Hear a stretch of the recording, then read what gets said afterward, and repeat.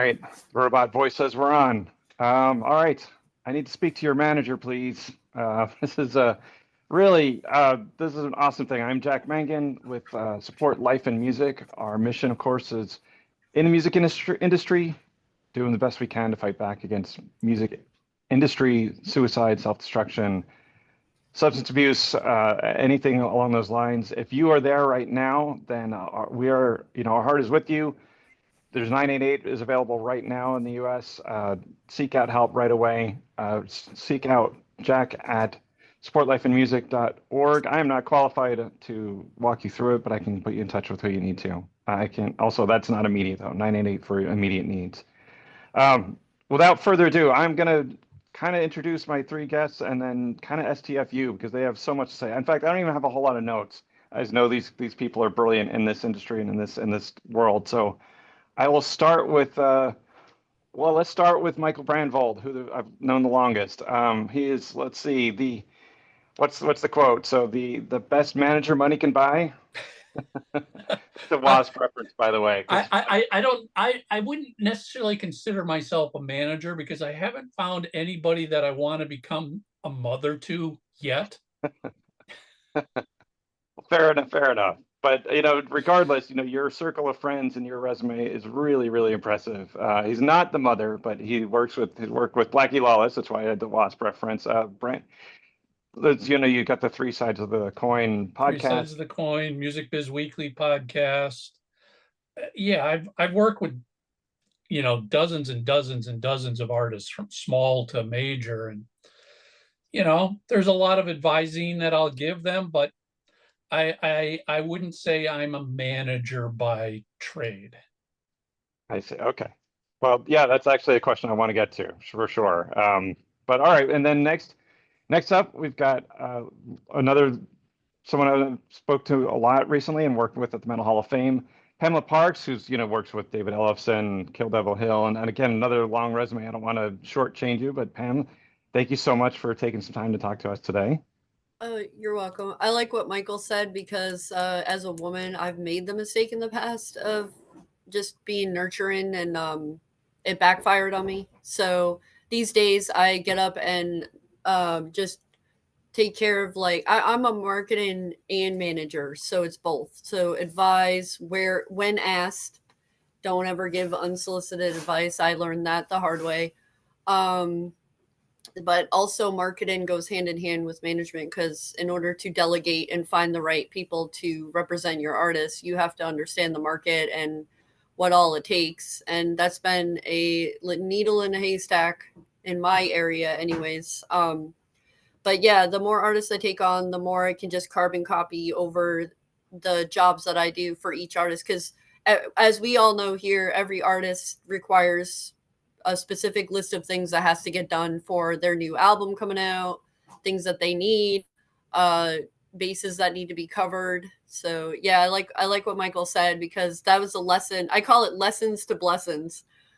I've learned to stop being a mom, so to speak. There was a joke that I'm a momager, but as time went on, that became less and less appealing, more exhausting, and a complete turnoff. And can make you resent your artist too if all you're doing is momming the shit out of them. It's not good for a manager to do, and it's not good for the artist either. So learning how to better manage is very important, and I say that for anybody, no matter what profession you're in, learning how to better manage what you do and brush up on the things you need to do what you do better for the people you work for is very vital to good mental health and also good results for the people you work for. Oh, yeah, thanks. And perfectly said. And then, then that leads us to someone else who's also not a mom. Well, he's a bad mother. I'll go there. I'll make that bad joke. But this guy, he's probably like, I just talked to you, man. Come on. But this is really one of the best premier bass players and band leaders in the modern metal world. From Night Demon, Kira Thungol has a new album coming out soon, by the way. It manages Midnight, Satan, Blitzkrieg. Jarvis Leatherby, thanks so much for joining us again, man. It's good to see you again. Yeah, thanks for having me. And much like Pamela and Michael said, It seems like they're where I want to be because they have systems, and that's what you need to be. That's what you need to be successful. I'm kind of more of the band mom in a way, but I'm also an artist. So like, there's a lot that comes along with that. There's a lot of value there by me being the person that's out there actually doing these things. So I definitely have a good feel of what my artists have to deal with when I send them out to do things, you know. But yeah, unfortunately I do have to deal with a lot of stuff in management, a lot of personal stuff, a lot of did you pay your rent? Is your health insurance paid? You know, keeping marriages together. It's a band, managing a band is a full-time job and then some. You know, I wish I got into PR or something like that. You know, you get the most money for no guaranteed results. You know, it's a great gig. Stuff like that. I have no offense to any of those great PR people out there, but again, you have to evolve because that industry is going away too, because a lot of the PR stuff is free. You know, it's all about getting yourself out there, and there's social media channels. That's a whole nother conversation. But anyway, yeah, it's great to be here with all you guys, and I'm honored. Thank you. Of course. Well, you guys, all three of you set it up perfectly. One of the first things I wanted to ask of you was maybe this is a softball, or maybe this is the hardest question of the day. Can we define the term manager a little bit in regards to PR folks and marketing, and what is the difference for people who don't know? Because there are nuances for sure between them. For whoever wants to take that, it'll be a toss-up. What are the differences between PR and management?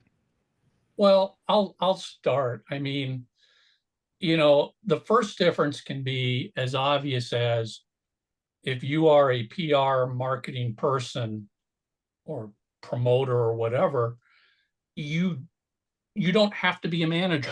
It's not your job to manage the artist. It's not your job to your job is to work a specific project, a tour, an album, a video, a single, something along those lines. A manager, in a very general sense, is responsible for the entire career, everything. And as Jarvis was saying, that quite often does include personal stuff, which is a lot of things that people who want to become managers don't realize. If you're new and you're like, I want to manage a band, you're like, that's great. You're going to have cool stuff. You're going to talk to promoters and venues, and you might have to arrange the tour bus and all that. But at the same time, you might have to save a marriage. You might have to deal with somebody who's got addictions, somebody who can't manage their finances. Are you ready for, that's where I referred to being the mom. You've got to do all of that other stuff that might not necessarily be as sexy as you thought it was going to be. Getting that 3 a.m. phone call of, my wife just kicked me out of the house. What do I do? Oh, well, the tour starts in 1 week. We got to find you a place to live. How are you going to pay your bills? There's stuff like that, which you might go, gee, that's not why I got in this business. And for me personally, I've had a lot of people say, would you manage me? And there's only one person that I've taken that on with. But for the most part, I'm like, no, because I don't have a relationship with you in the sense that I want to become part of your personal life like that. I don't want that. I want to deal with the business, the marketing, the promotion, the tours, all of that stuff.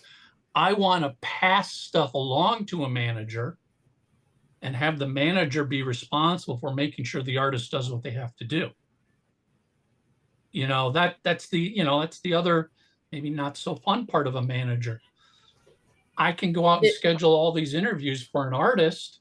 Yeah.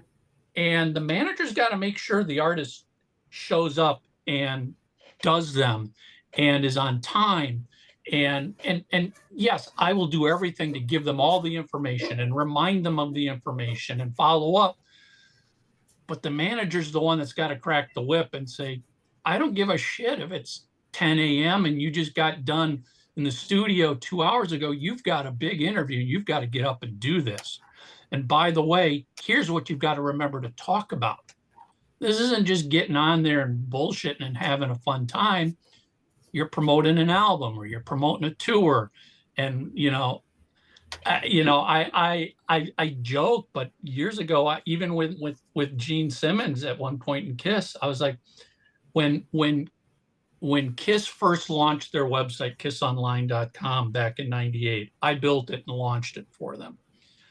And I remember Gene did an interview in the New York Times, and he's like, yeah, we just launched this brand new website. It's kiss.com online. And I was like, afterwards, I was talking to him at a show. I'm like, Gene, you got to get the URL right. That's the most important thing. Get the URL right. kissonline.com. Managers got to crack that whip. I've managed so many VIP meet and greet programs over the decades here. And the manager's the one that's got to make sure the artists show up, do the meet and greets, engage with the fans, have a good time. Because I've also had artists that refuse to show up to do their meet and greets. Same here. I get on the phone with the manager afterwards and I'm like, listen, we just had to refund $500 per person because one guy didn't show up.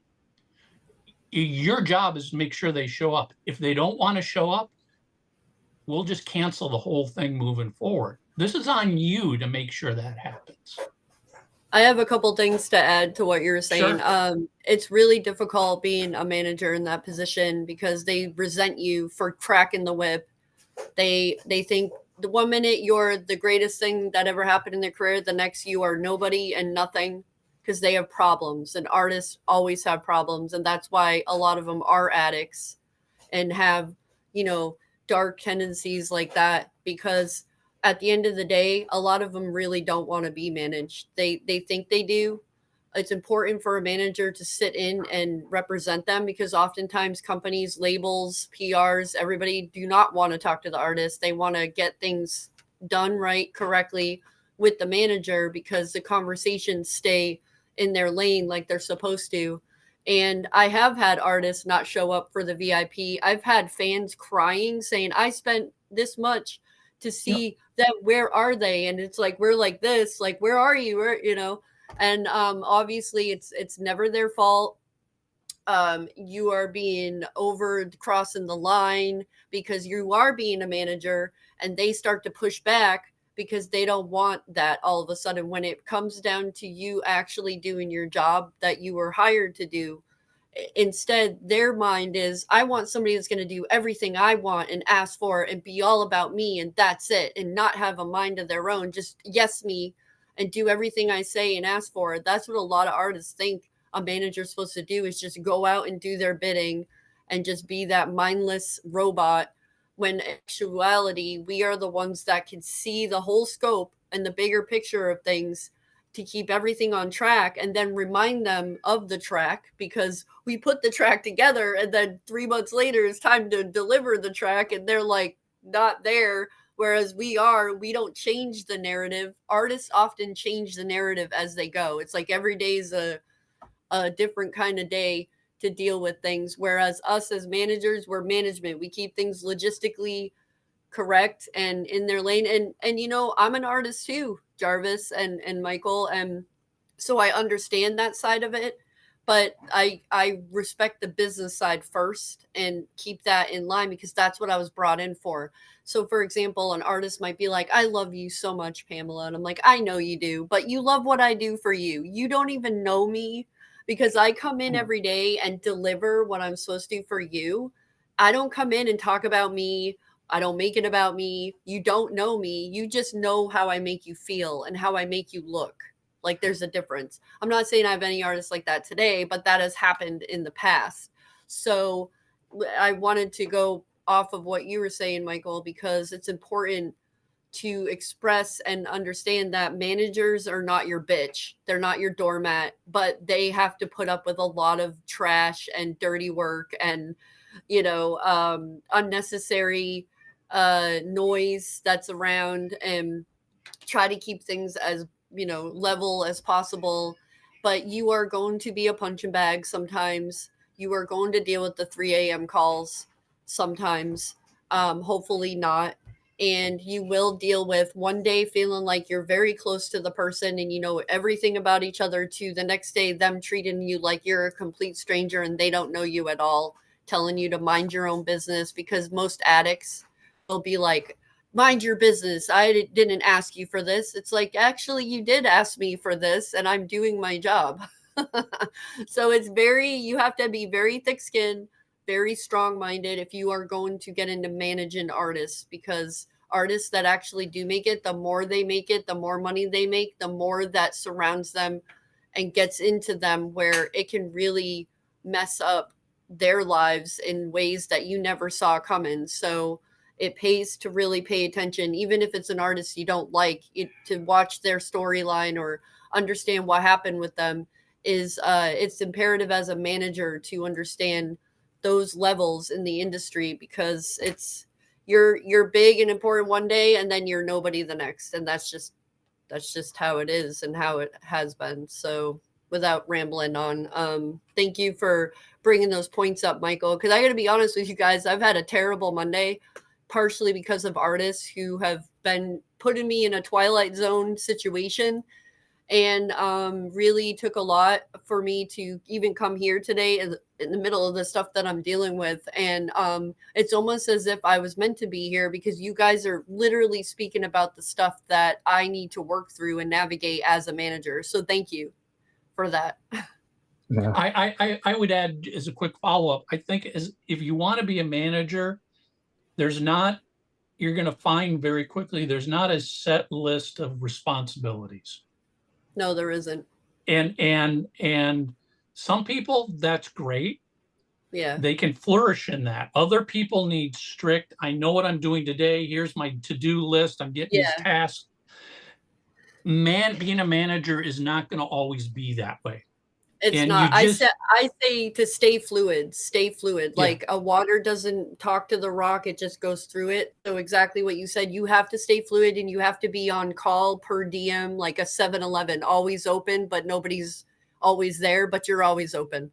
I'm sorry to interrupt you. No. I mean, that's exactly it. I mean, I've had many artists ask about getting a manager. I've had many people say, I want to be a manager.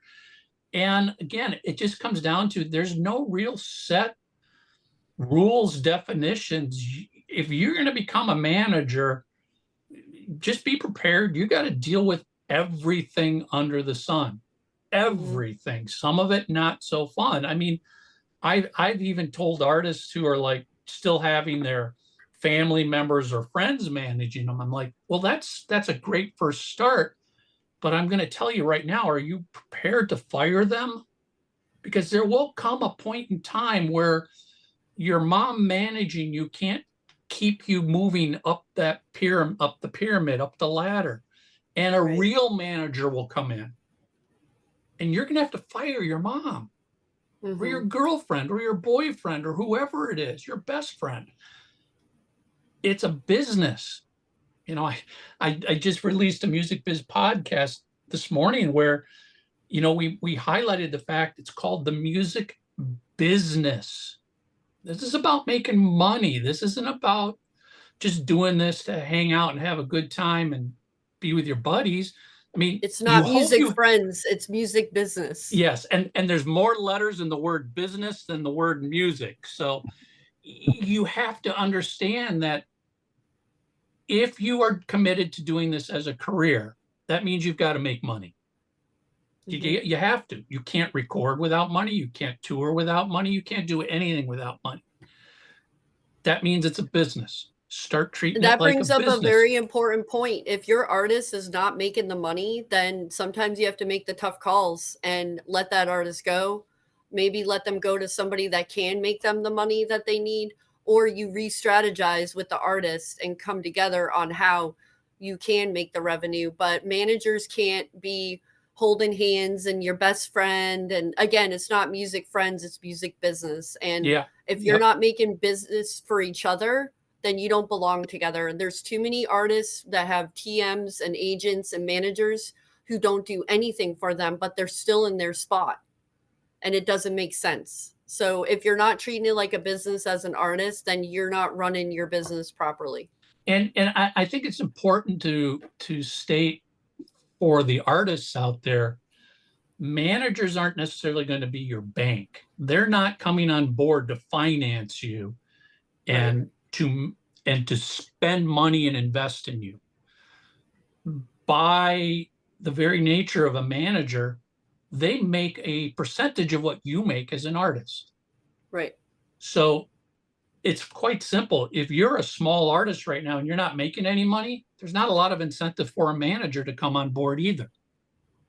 There's also situations where artists will go off and get their own deals. If you're managing that artist and they made the deal without you, you're not entitled to that percentage.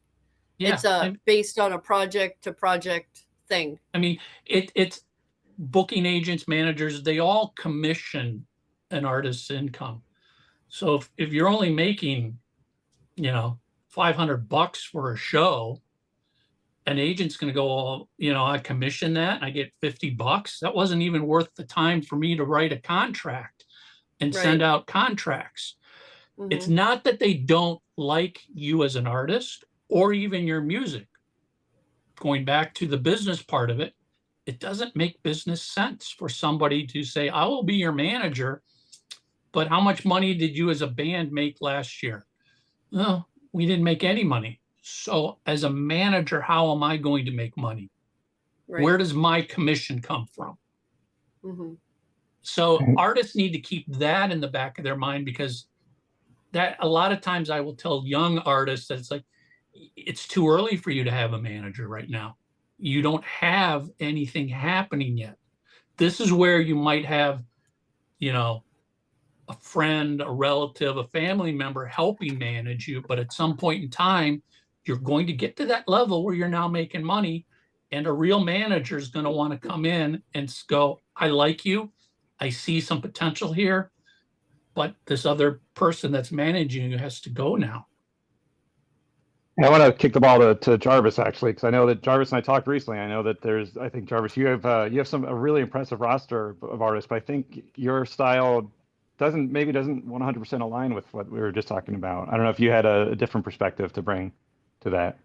Well, yeah, there's a lot to unpack there. But I think, then there's a lot of valid points made by both Pamela and Michael. I mean, definitely, I've been doing this my whole life, and I've experienced basically everything that they've said at one point.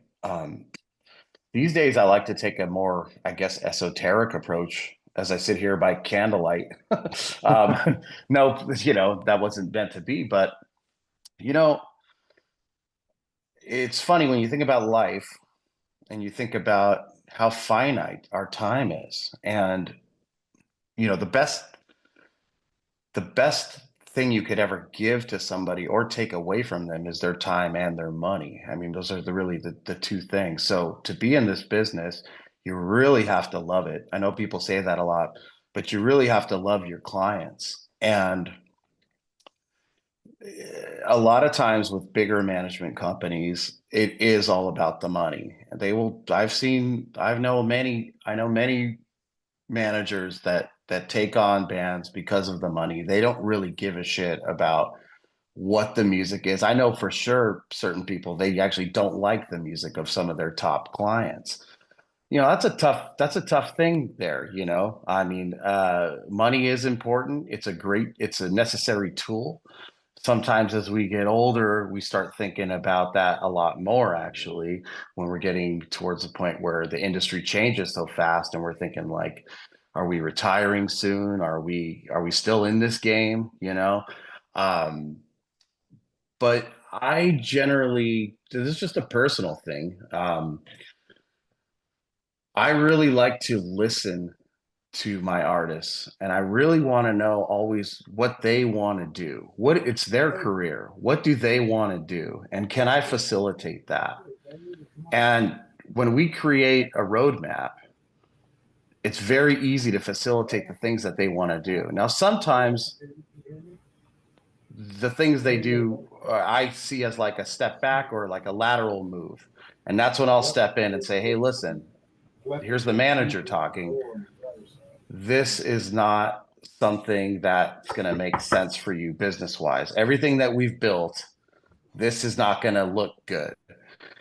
At the end of the day, I have to look and see how bad do they really want to do this, is what does this mean to them? If this means everything to them, then a lot of times I will do that, because it's funny how quickly mistakes are forgotten. The victories live forever. When you get a win, everybody always remembers you for that. If you can, if you win the Super Bowl and you lose the next 4, it doesn't matter. You are a Super Bowl champion. And I really think it's important that artists really fulfill their dreams, and to have the gift of a manager, of somebody who can connect those dots for them, that's where all the magic happens. And when the artist is happy and they are firing on all cylinders, you will get a lot more cooperation out of them. And when you actually do have something important to suggest and say, hey, look, I really believe in this. I've given you everything that you've asked for, but now this is something that we really need to do. And you can trust me. I wouldn't make you do something that's stupid, that doesn't align with your ethics and your morals. And 9 times out of 10, they'll agree, and that's a good move. So not taking away from anything that either of you guys said, because all that is very true, but excuse me, I just find these days I don't have time for a lot of bullshit, and I'm not looking to take on new clients a lot. And finding a manager is something that every band wants to do, but I don't suggest seeking one out ever. I think you do it on your own. You do it on your own terms. You do as much as you can do. Excuse me. And the right person will find you. I agree. I agree with that completely. I mean, I almost always tell somebody who says, we're looking for a manager. Do you know anybody? And it's like, a manager will find you when you're ready to be managed. Mm-hmm. Every manager out there runs in a huge network, and they start sensing that this artist has got something happening now. Michael, And that's they not will true, reach though. out to you. They'll reach out to you when the time is right. That's not true, Michael. No one's reached out to me. There's Completely also you have no career. That's what it says to me. there's also artists though that have approached, and I said, I'm sorry, but you're unmanageable, and I can't even bother trying, because either I already knew them or I know of them and I just know. But the other side of that coin is I have to be very passionate about the music, actually into it. In what you said about firing all 5 cylinders, all cylinders, so to speak. I have a few artists where every day we're like that. We get up and it's like hit the ground running and everybody's on the same page and we have results. But again, there's a few artists that are so unmanageable that no matter what good you do for them, no matter how much you brought to their table, no matter how much you change their lives, it doesn't matter, because they are unmanageable. And if they didn't bring it to the table, they didn't create it, they didn't put the, wind in the sails of it, then it doesn't matter. So the challenge for a manager with artists like that is not getting too attached to your artists to begin with. So you think you're friends one day and then the next they're your complete enemy. Like Michael said, they can fire you at any moment and find somebody else, because really at the end of the day, all artists really truly care about is making it. And if they're not making it, a lot of them will stop at nothing to make it, and they will sign on the line of many dark things to get there.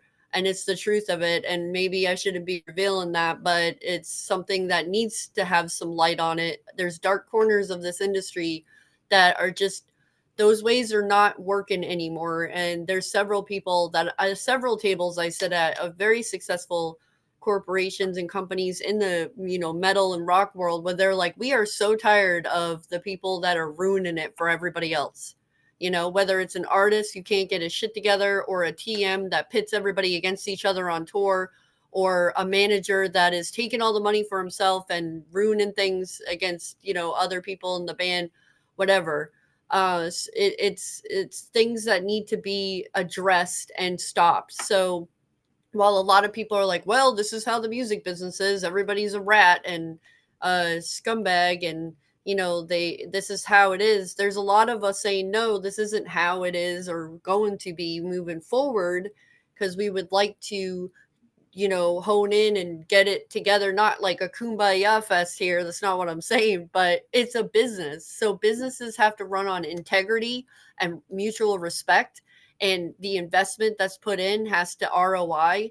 And, everybody has families. We're older now. We're not some groupie fan girl or boy just looking to kiss the band's ass all day long and do whatever they ask for like burgers and rides, to shows and stuff. So it has to be treated as a business. And if you know how to run a business, great.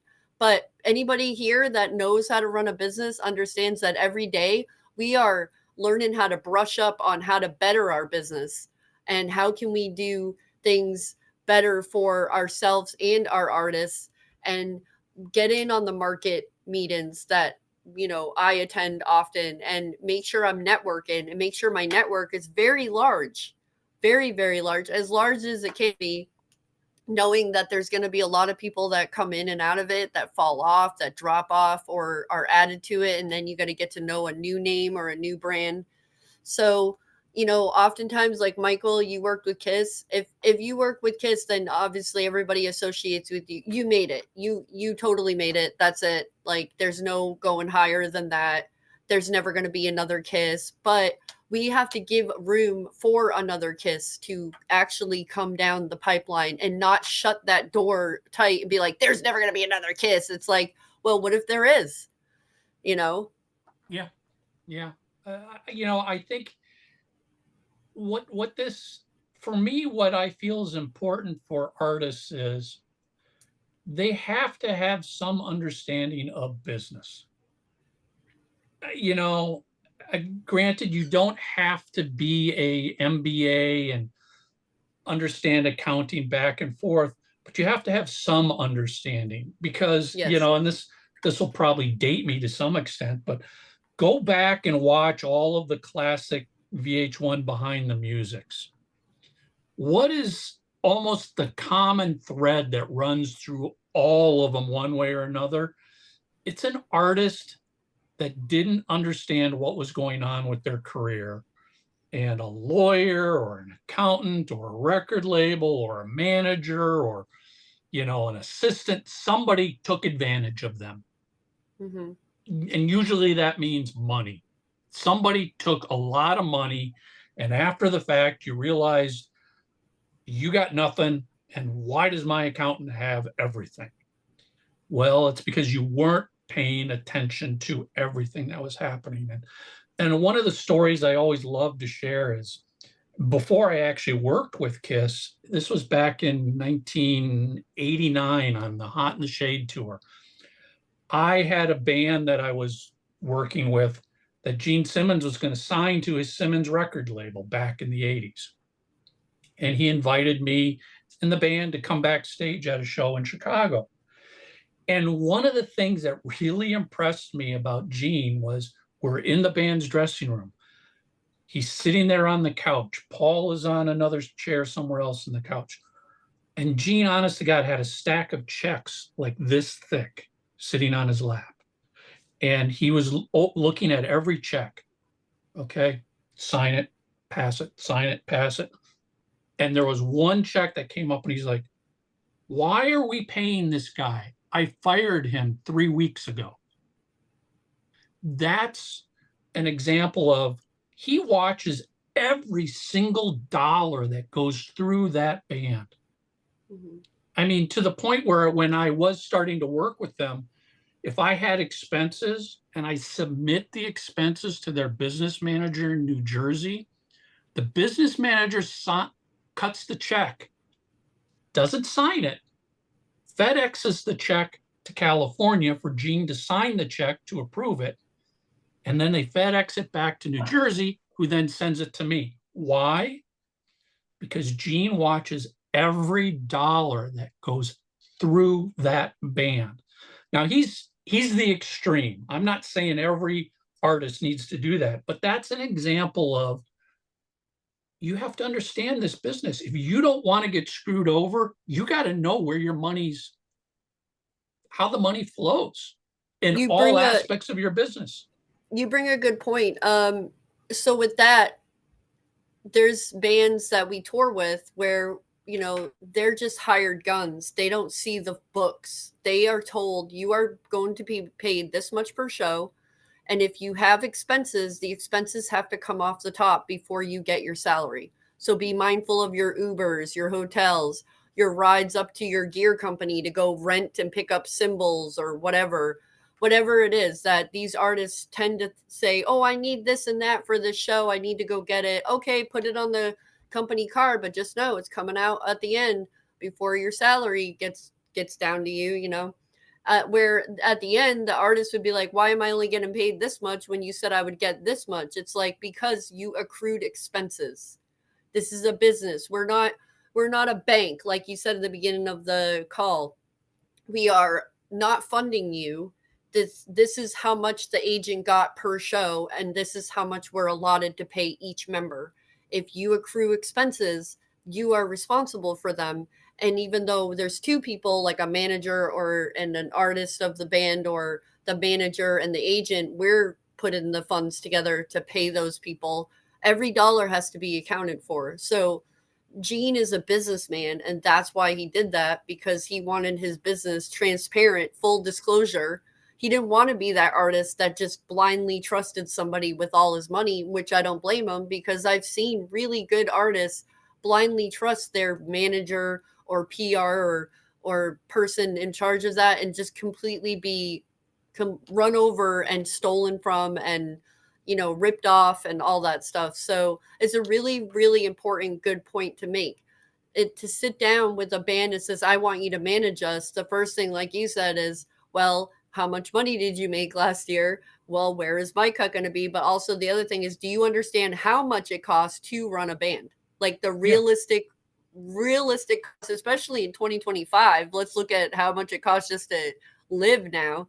But, you know, and that comes down to, you know, do you have the right agent who can book you the right shows that can bring you your worth and value? 9 times out of 10, it's a no, you know. So there's a lot of factors that go into it that people don't know or are not told because somebody forgot to tell them the basics of what it takes to actually go out there and be a band. And if you want to go out and play and jam, great, go play barbecues and backyard parties and stuff. But if you want to make a business of it, the venues you're playing with, it's their business too. They're trying to get butts in their bar stools and in their in front of their stage to pay the bills, the overhead of keeping their venue open and all that. Plus, if you want to get paid, like I said, at the end of the night, you know, what expenses are you accruing? So to them, you know, Jack, to them, we are the mom, we are the bad guy, we are boring,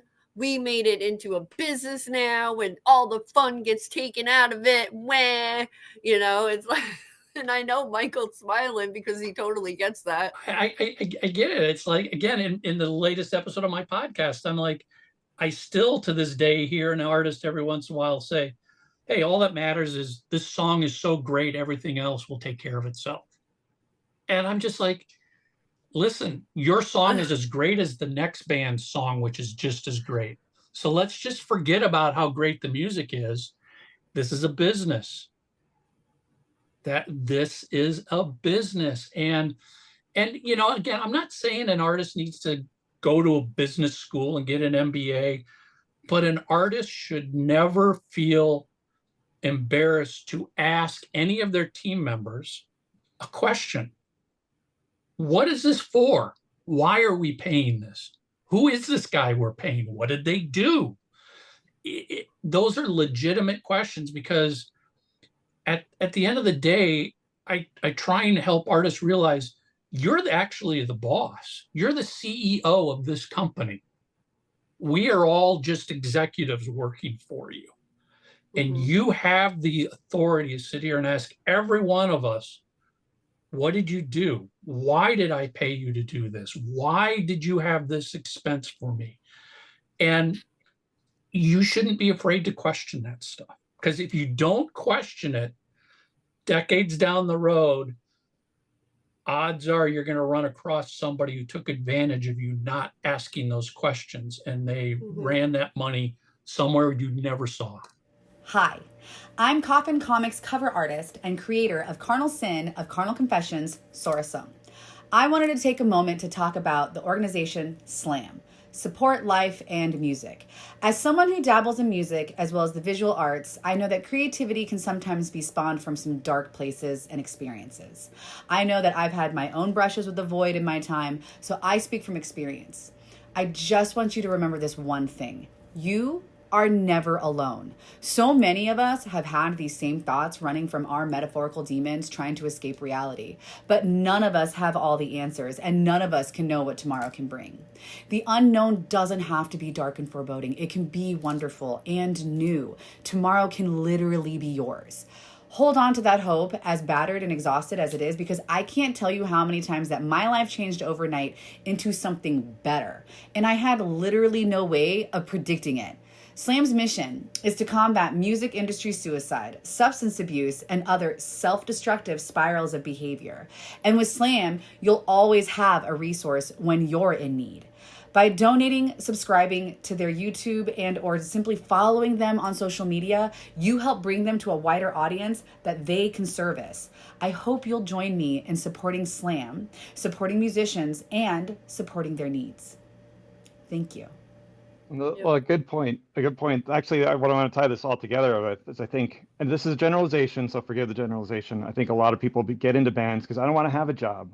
I want to have fun with my friends. I want to make great music and play giant venues, and that they're not really realizing. But I think that I worry that mentality could lead to really putting people really at risk for the pitfalls that Support Life and Music is focused on. Where people aren't emotionally ready to deal with kind of the grown-up part of this, and then Well, yeah, yeah, artists sometimes don't understand the difference between a hobby and art. Yep. Art life is work with any medium of art. It's a lot of work, but I mean, good points again from both you guys. But being a manager is about ultimate responsibility. If you're not ready to do that, then you are not a manager. You have to be responsible for everything, the good and the bad. It's your job to make that band money. They're there to make the art. It's your job to have them make money. I constantly educate my artists on everything that's going on, and it helps me. The best way to learn is to teach. And this business is constantly evolving. Tomorrow, something new is going to happen and slap us in the face, literally tomorrow. Yeah. And we need to know we're about. speaking right now, something new is happening. Exactly. And we can strategize all we want. It's always fun to strategize on the business end. We still can't control the results, but good art will always push through. It just happens that way. And if you're with the right people, you can live a harmonious life like this, but you have to understand to take nothing personal. I don't take any of this stuff personal. I have artists blame me for a lot of blame me for a lot of stuff, and I understand their frustrations. I do understand. They put their heart and soul and everything they have into this, and sometimes they don't understand why it's not carrying over, why people don't see it the way that they see it. And again, as finite as our time is on this earth, ultimately the timeline of art is infinite, and you don't know what's going to happen with your art. And we see now with the invention of technology and the internet and everything resurfacing how awesome careers can be later on. And so I always tell my artists, if you've made something that you love and you're very proud of, let's do our best to market it and get you out there. And if it doesn't end up the way you thought it would, that doesn't matter. The success is there. You made something that you love, and we did our best. We have to be proud of that. And we don't know what's going to happen. Sometimes things are just ahead of their time. Sometimes it takes a while for people to understand something. And the best art divides the audience. If everybody loves it, it's usually a fad. But when you can go out there and put something out there that makes people think or react in any way, positive or negative, I think you've done your job, and I love being Well, here to facilitate that for people.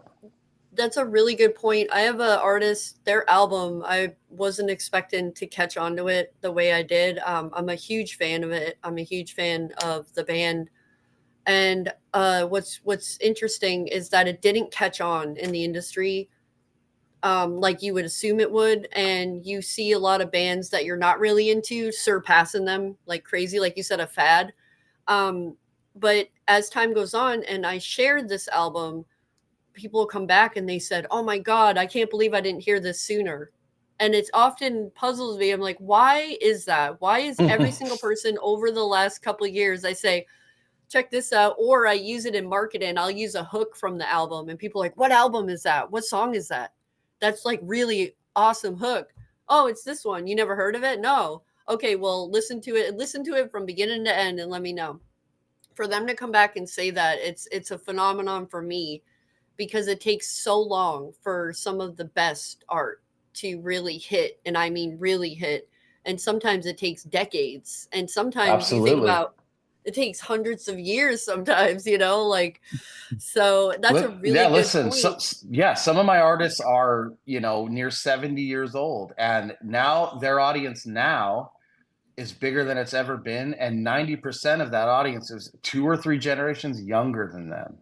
Yeah, isn't So, that crazy? rock used to be a young person's game, and by the time you're 30, it's time to pack it in. And now, the kids like to see the old guys go up and do it, and they're impressed by it, and it's pretty awesome. I mean, you still got guys like Mick Jagger on stage. It's just unbelievable. Like, some of these bands 30 years ago, we were all thinking, okay, this is it for them, but it's a good sign. It's a good sign for a lot of people, Jarvis, I wanted to add, and maybe this is a little tangent here, but you were talking about how if artists love what they've created, if it's important to them, and it's what is in their heart and soul, that to me is what's so important for an artist to understand. You have to do that. Why? Because your art is going to live forever, and it's going to be your name on that. And you need to be proud of what you created, whether it sold 100 copies or 1,000,000 copies. You don't want to 20 years from now go, oh my God, I'm so embarrassed. I listened to that producer and I recorded this album and it's an embarrassment to me. I wish I could remove every copy in existence.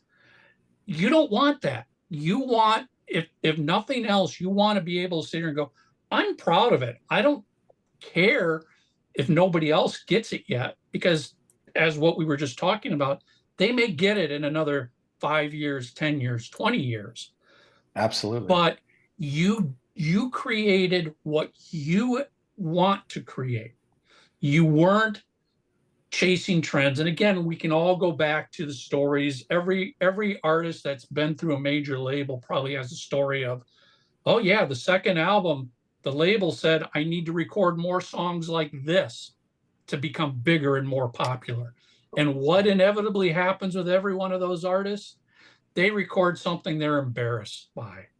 And it never became bigger than that previous album. But guess 100%. What? The manager's name isn't living on forever. The marketing person isn't living on forever. The radio promoter isn't living on forever. You are, because it's your name plastered all over the front of that album cover. And absolutely, you better be happy to live with that as part of your legacy. I got to jump in and say, I've learned so much just in the last 50 minutes just from you guys. This is awesome. And it's something people don't really think about and they take for granted. They see Spinal Tap, and I think, oh, that's what managers are. But yeah, I think this is really a big. So this is awesome, you guys. I want to be mindful. I mean, we could talk for another 8 hours. I can clear my calendar, or we can kind of look towards wrapping up in a few minutes. But I do want to ask about the kind of one of the hardest things, I imagine. You guys have all alluded to this, but a lot of people in the band circle, including the artists and bands, sometimes that's just one artist by themselves, but how do you, as a manager, or even just associated with the band, what is your role? How do you protect people from driving? You sometimes you see it. They're driving straight at the cliff. They're using too much, or their emotions are out of control and they're ready to end things. Like, how do you help them and help and protect yourself too, by the way, because you're exposed to it too? How do you protect everyone from If that? I can, this is where the mom does come in. It's part of my nature. I'm wired this way. I'm very good at reading people, also sitting and speaking into them, not just speaking to them. And I don't speak down to them.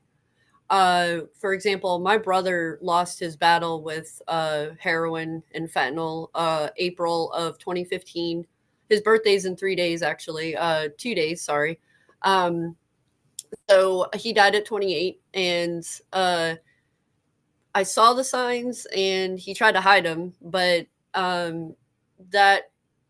that boy of my little brother of mine, he would only meet halfway if he really wanted to. You know what I'm saying? And so with artists, I've noticed though, as a manager, I see and feel a great respect from them. So for example, if an artist said, "Hey, I'm sober for 6 months now," and we go out on the road and they're putting some alcohol in the tour bus fridge, observe that and say, "Hey, I thought you said you're sober. Do we need to talk about this? Is your family aware of this? Are your band members aware of this? Is there something that we need to discuss?" And it's in so much of a way. I'm around addicts all the time, but I'm very gentle with them, not in a kiss ass way, but in a way where you have to get down to their level so that they feel comfortable enough to open up to you and admit to themselves in front of you, "I have a problem and I need help," because that's the first step.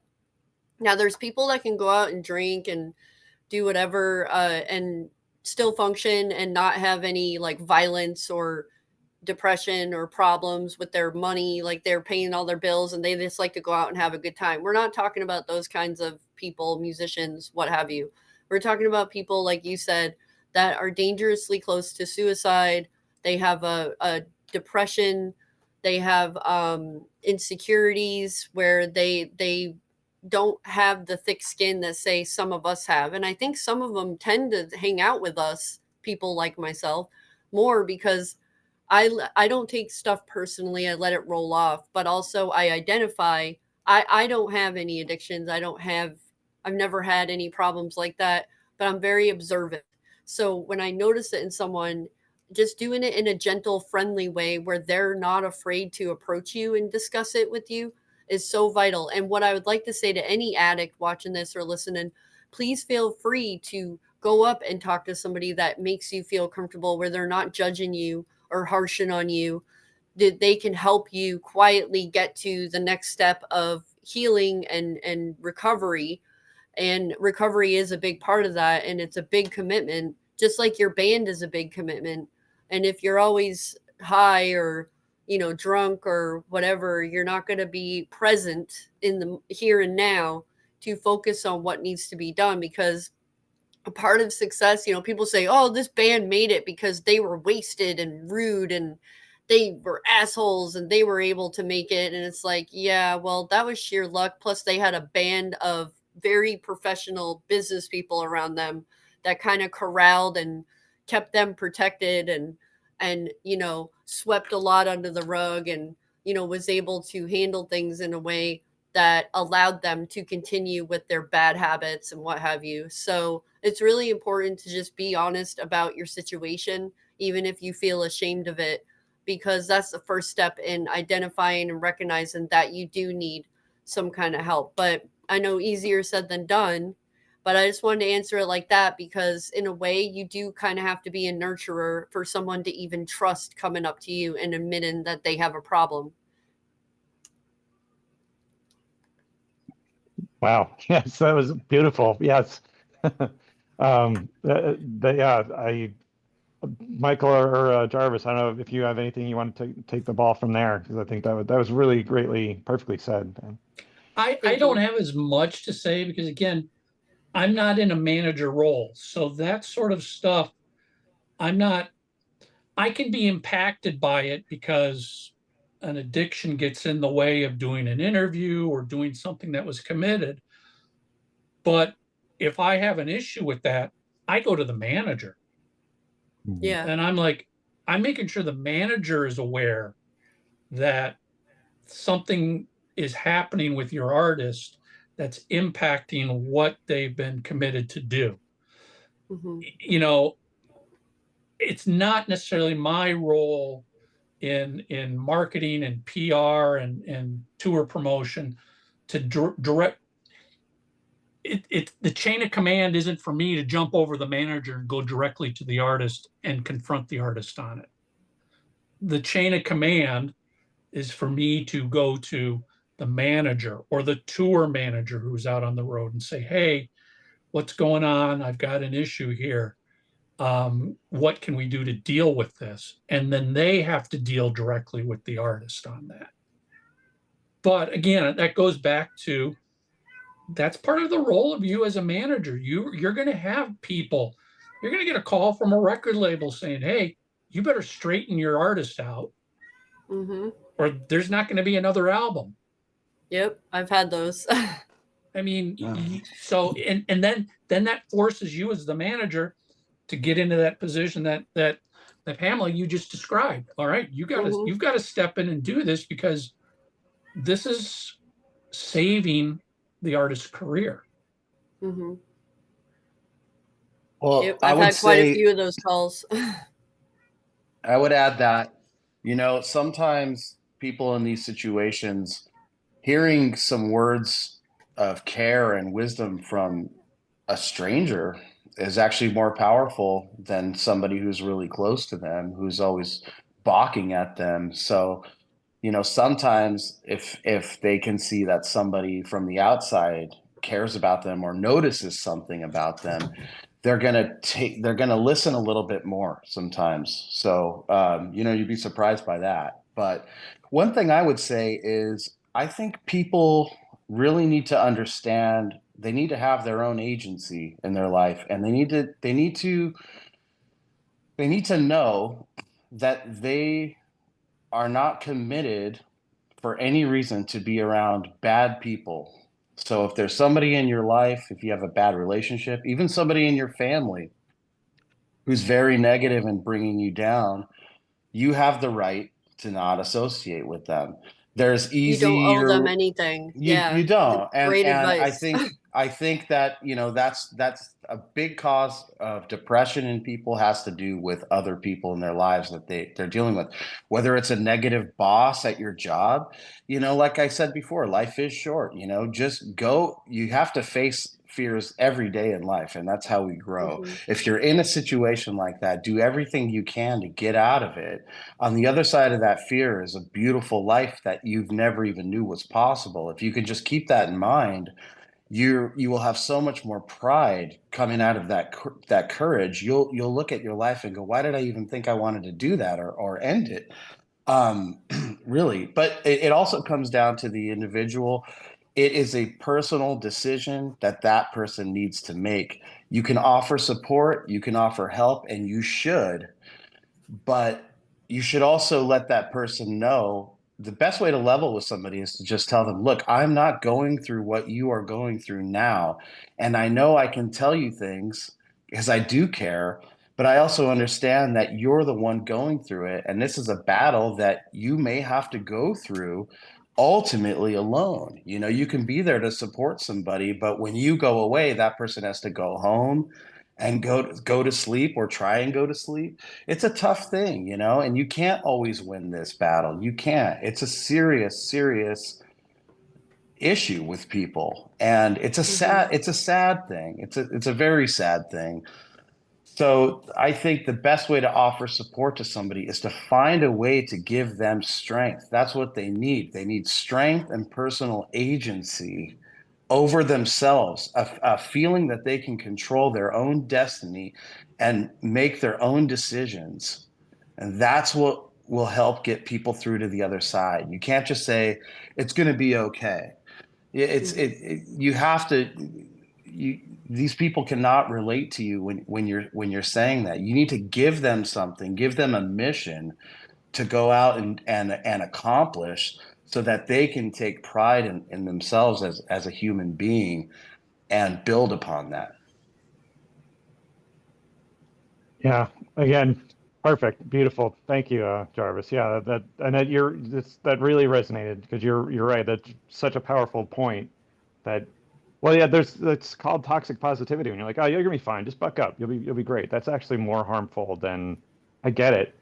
Fucking sucks, but I'm here with you, and I'm here. There is Everything. one important thing I want to say. There are bands where one member will ruin it for everybody else, and that member has the most power over everybody else, and they do a very good job of beating everybody down around them, to the point where they don't have the ability to, what Jarvis just said, they don't have that in their brain. When you're being beat down constantly on the job, you can't even think straight on how to perform your job better, let alone even have any wind in your sails for that job. So it's a very great battle that is happening across all the industry. Like, there's always one in every band that can, behind closed doors, really make your life a living hell and ruin it for everybody else. And then managers over here like, all right, let me try to put the band-aid on this and tell the PRs and tell the agents that we're sorry this happened, or something happened in a venue, and you have to do what you have to do to make sure it doesn't happen again. So it's very important to understand that there are going to be difficult people. I know somebody here said just get away from that. Sometimes they can't get away from it, because that means they have to leave the band that they love, that they think they're going to make it in, and they don't think they're going to make it anywhere else if they leave that band.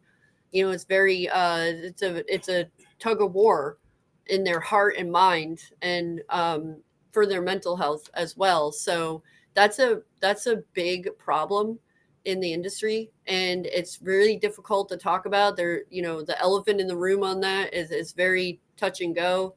So it's important to know that there is, you either put up with that from that person, you put up with the abuse and the bullying, and you make it and you sell those records and you are everywhere with them, or you leave and you try again with your own, team and frame of mind that you can make it. You didn't need that person. Sometimes the elements are what makes it. It's like certain bands are together and they make it, and then they get too big and then they split apart thinking they could all do it separately. But it's like, you guys don't understand. Your element together is what made it. Not one of you, but all together is what made it. And when you take that apart, you take everything about it apart, and never the same. So, and I always like to tell my guys, sugar and salt look the same. Don't confuse the two, guys. Be very smart, because they look exactly alike, and they're not at all. So You're right. You're absolutely right about that. But again, nothing is more important than someone's own mental health. And again, agreed. there's a lot of strength. There's a lot of strength to leaving a situation and forging your own path. And I'm sure Michael can attest. I mean, the Kiss thing, we all want to see Peter and Ace as fans, but there would be no Kiss if those guys were still around. Yes, that is the magical combination, but that band was able to find a way to carry on that the way they wanted to do. And if, people didn't like it as much, so what? It doesn't mean they didn't have a career or their career sucked. Everybody was happier because of it. And that's just the way life works. Sometimes you have moments in your life goes through cycles. You can look back and appreciate what was once good, and sometimes things have a shelf life, and that's it. But you don't want to keep a band together, because the magical combination will wear off creatively if it's toxic. It will. Mm-hmm. I was going to add, Jarvis, it's funny you just brought that up, because I was going to add one final thing of, this industry's been around for so many decades now, that you, and by you, I mean it can be anybody in the industry or artists, can learn from other artists' mistakes, I guess. The blueprint's issues. been laid. Yeah, I mean, It we've really seen has. full rock and roll careers. Yeah, it's been written. You could go Yeah. out there and buy books from Aerosmith, Van Halen, Kiss, and get all the different sides of the stories. But you are going to, if you read them with an open mind, you don't have to be a Kiss fan, but go read the book and learn from what did Gene, Paul, Ace, and Peter go through to become successful, and then what happened to blow it all up. And then, Jarvis, to your point, what happened to allow Gene and Paul to continue this band for another 30 plus years after everybody changed in there? And why did they do that? And why were they happy to have made the change? You can learn from other people's failures, mistakes, issues, faults, just by picking up and reading some of these books that are out there. I mean, nowadays, every artist from 40 years ago who's still around and alive has got a book. Mm-hmm. Go find that Right. book. Maybe find the most toxic band and go read their books. And how did they live through the toxic environment? And I want to throw in the Metallica Masterclass. If you get a membership to Masterclass, it's like $10 a month. The Metallica Masterclass teaches a lot about that, and they discuss how they made it work. And if you look at them today, they were a band that started just like anybody else. They were nobody, and they got together and they talk about, oh yeah, there's days where it's like we can't stand each other, but here's how we worked through it, and how we got over ourselves. And it was such a good message, the way they delivered so many things of how they stayed together and worked together. But it's true. So watch Masterclass or read the books, because there's many sitting out there on the shelves. And if you're a fan, then buying their book means you're still supporting them, just like you would a t-shirt or a concert ticket or whatever. I would add, the sooner you read or learn or study them before you become successful, the better you will be when you become successful. Because it seems like one of the common denominators for a lot of bands when they start having issues is when they become successful, when there's money happening now. Yep. Now the dynamic changes within the band, around the band. It becomes, oh my God, we've got all these people who rely on us to tour every year. Again, Jarvis, we can go back to Kiss. The success of Kiss Alive changed Kiss incredibly. They became flush with money all of a sudden. Now, all of a sudden, they were not four guys sleeping in the back of a station wagon doing whatever they had to do to succeed. Now they were getting $1 million check from Bill Coyne. And what does that money do to anybody?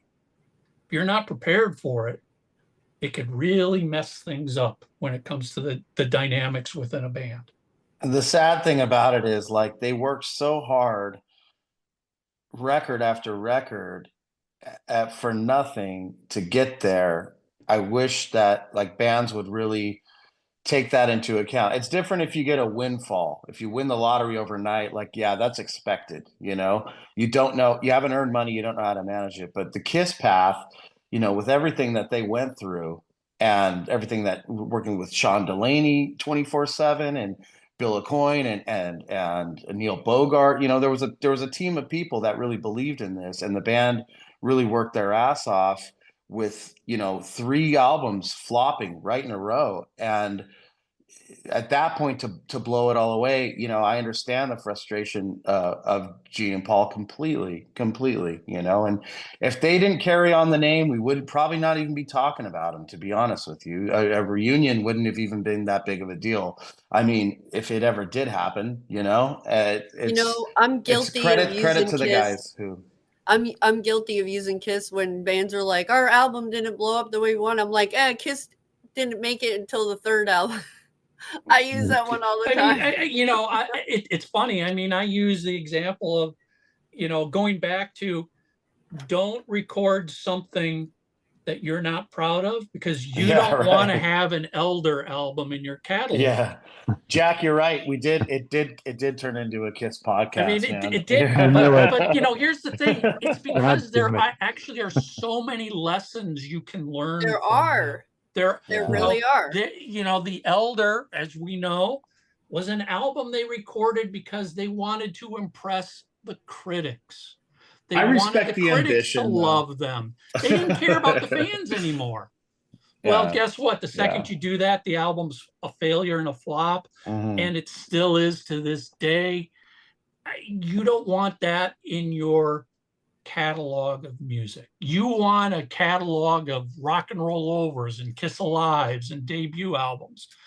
Mhm. You can learn a lot, and we use Kiss here as an example, but pick any band out there.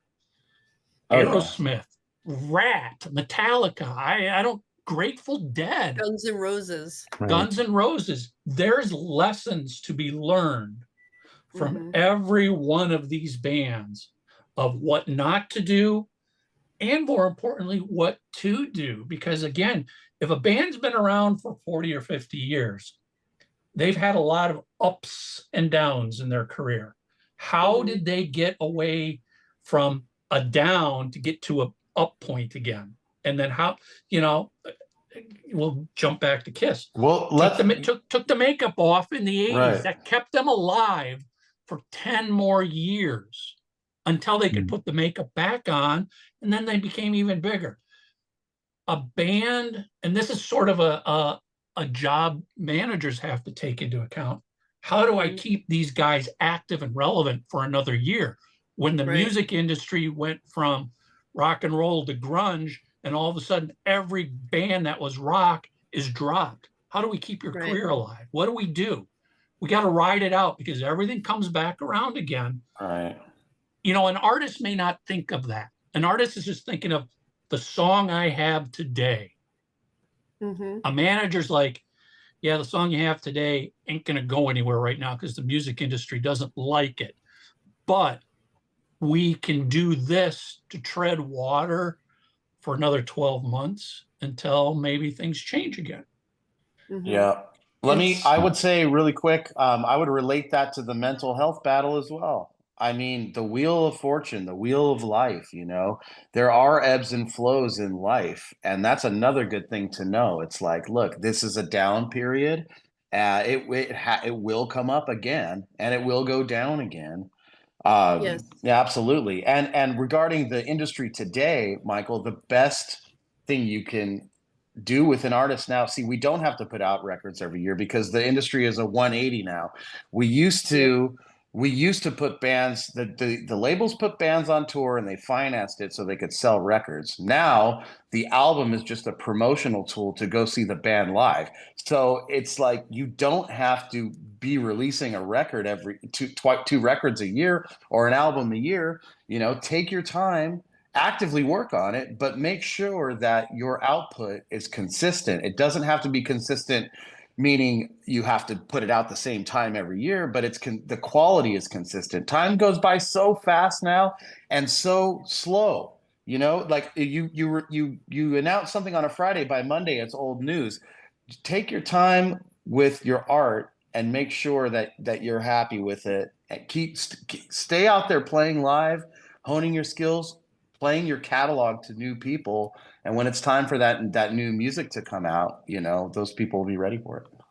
Well, there's something I want to add to that. So with mental health, the ebbs and flows, like Jarvis just said, it's really important for musicians to understand that if you're going to go and take your guitar and tune it up and plug it in properly and jam and rehearse and practice, when you are going through something mentally, you have to plug in, you have to go through the motion of it.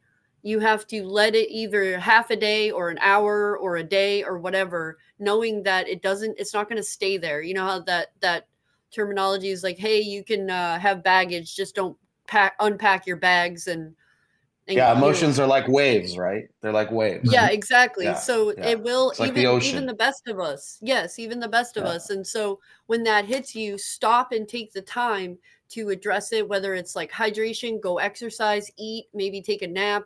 I don't know. But just like with your instrument, when you go into your band for rehearsal to go or record an album, you have to set up a certain way to make sure it's that. You have to take care of your mental state in the same format if you want it to be in the best state that it can be. If you want to write a great record, you have to properly prepare for that. Well, just like if you want your mental health state, you have to train your brain to stay in a certain lane, so to speak, because it can do this a lot. And that's actually a part of it. So if you feel yourself do this just as much as you do this, it's a natural part of being alive and being in the motion of everything. Shit, a lot of people are turning on the TV or radio or hearing noise just with sensory and don't realize it's affecting them. Like, oh, I can't take Yeah. hearing this anymore. Just shut it off, turn it off. It's okay to turn it off. You don't have to know or hear everything at that time. So it was important to correlate that mental health with music. Music can help your mental health too. It's like a therapy, you know, it's like turn on some good music that gets your frequency back into a balanced center, knowing that, okay, I feel off right now. What can I do? Go to the things you know you can do. Talk to the people you know. Stay away from the people that are making it worse. Stay away from the music that makes it feel worse. You know, all those elements, they really matter in the, you know, the art of balance is what I call it. So Yeah, there's nothing Boston's first album can't cure first thing in the morning. I There love you go. that album. It's definitely Yeah. an office music for me. Yeah. Well, you know, like any good manager, I feel like I need to, this conversation, I feel like I'm interrupting a great conversation. I feel like we could, I joked about it earlier, but this conversation could go like for another hour. But, you know, I'm gonna, let's call it here because I think I've taken up a lot of your day and I want our listeners to be able to digest all the myriad brilliant ideas that the three of you put forward. But I just want to say thank you, all three of you, so much for coming on. Michael, actually, you're not even a manager. I see that was my mistake. I was like, oh, he manages Blackie Lawless. However, He's gonna go out and do it now. No, I mean, you know, the funny story is, you know, when Blackie called me to work with him, because, you know, he was managed by Rod Smallwood for basically his whole career. He said, Right. Rod recently told him, Blackie, you don't need a manager anymore. You are big enough that you can get anybody you want on the phone. You can cut any deals you want. What Right. you need to do is surround yourself with people to do the things you don't know what to do, how to do. And Blackie's like, I have no clue about the internet. Zero. Mike, I need you to run all of my internet marketing, my social media, my website, PR, tour marketing, all of that stuff, because I don't have a clue. And you know, that goes back to this whole manager discussion. If you've been in this business long enough, you might be at a point where you actually really might not need a manager in the sense of a manager. You still need team members because you can't do everything yourself. That's just impossible. Yeah, I agree with that. I'm like that with my artists. I always encourage like David Ellefson, for example. I mean, David, you're a standalone name on your own. Go out and make your own, you know, things. And he does because he's a go-getter anyways. He and I are both of the same speed of that. And he does. And, you know, when he first left Megadeth, it was the headlines constantly said ex former. I said one day it's going to just say David Ellefson, and we accomplished that by just having him in that chair, going after what he wanted to do, saying no to what he didn't want to do, and I'm over here just managing, maintaining, upholding his legacy, which is very important in his position. So that's exactly right, Michael, and it should be encouraged more because artists blindly go in thinking, oh, my manager has to say, do, and think everything for me. No, that's not what managers are for. We hear what you want to do. We understand your dream and your goals, and we help you realistically put it together and reach each thing. And everything has a beginning and everything has an end, just like a tour, you know? So it's important for artists to understand that it's on you to bring that to your table and then surround yourself with the people who are going to help you get there. So very well said, Michael. Yes. Awesome. Well, all right. So perfectly said. Anyway, it ended up being a really happy accident happy mistake on my part. Because Michael, great having you on. Great talking to you again. Great talking to all three of you. All three of you are fantastic people. I'm happy to know Thank you you. for having us on Thank here. you. It Thank was you, Jack. Very good. Thank you, Jack. Yeah. What can you take us all just to extend this even further? Can you take the three of you take us out with just quick promote stuff you have, because I want you guys, people should be aware of what you have going on. So promote us, and then I promise I'll hit end. I promise. But take us out. Whoever wants to go first, I'll throw this. I'll start. So you can find me and all my clients and what I do at michaelbrandvold.com. I got a couple podcasts, the Music Biz Weekly, which is about the business, Three Sides of the Coin, which is just Kiss geeks talking Kiss and being Kiss nerds. And, getting ready to kick off WASP's South American tour this Friday in Lima, Peru. So Awesome. Right. I'm Pamela Parks. You can find me at headity.com. I have about 15 artists that I manage, including David Ellefson, Kings of Thrash. Byzantine has an album coming out, Metal Blade, this June. Ellefson Soto also has a album coming out this year on Rat Pack. Diets will have an album coming out next year. I have several other artists that are busy on, little mini tours and what have you. I also am a full-time marketing agency. So I do social media marketing, small business marketing, print marketing, anything that's needed or help out. I do tour merchandising, tour management. So it's a lot of everything in between, and constantly involved with many labels and agents and things like that. And again, you can find me at headity.com. I am open to consider managing other artists, but again, I have to really check it out and have a passion for it. And so, hey, Michael, Three Sides of the Coin. Did we have David on that, or can we have him on that? I'm just trying to think if we've had David on. I think we did, but I think we might have, or we tried and it didn't happen. I don't remember. I've got to go look. I mean, honestly, it's over 600. We do so much that I'd have to check episodes, so I don't remember every. Oh my God, I'm pretty sure I set that up because I've been with David for a while.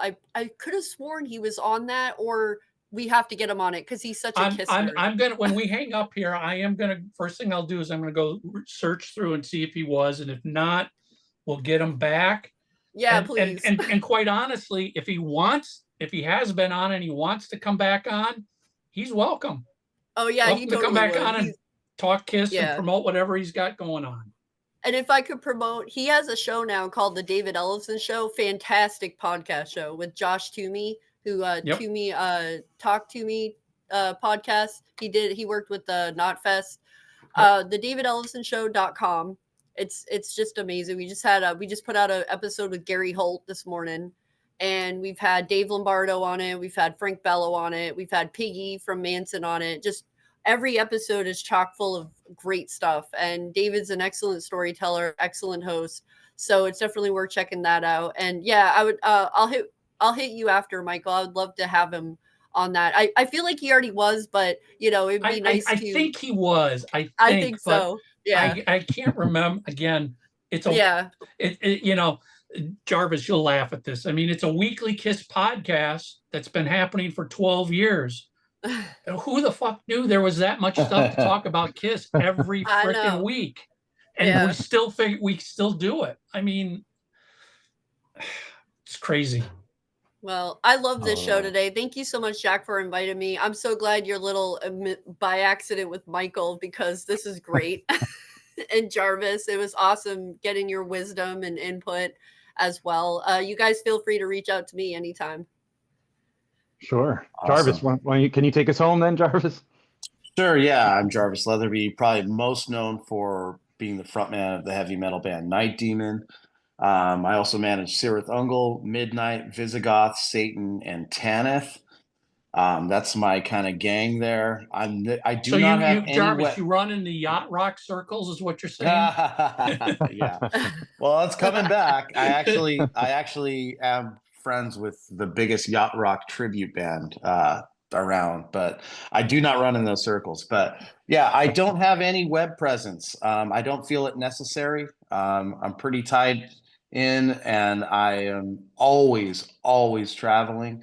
So if you haven't met me in person, you will. I'm not looking for new acts. I do help a lot of bands on a daily basis. I've got many bands signed and got many bands tours for no money, just because they're bands that I love and that I want to help out and that need a quick shot of adrenaline. But I love what I do. I like to keep it small. I'm a fan of small business. I'm not a fan of big business. I no longer deal with major labels. Well, I'm getting out of some deals with major labels, so I shouldn't say that. I just like to keep things tight, and that's it. If you want to know what it's like to be in a real band these days and what it's really like, you can check out the Night Demon Heavy Metal podcast. It runs every Friday. We're up to 252 consecutive weeks. It's a very journalistic approach to what we do. It has a producer. It's not just a bunch of guys sitting around. It's heavily produced, and it's a nice listen. And for anybody that's out there thinking that they want to do this for a living, I would recommend taking a listen to it to get the realities of it. So thank you guys. It's good being here, and I hope we all hang out in person one of these days. Definitely. Me too. Definitely. Thanks, everyone. Thanks for listening. Thanks for being here.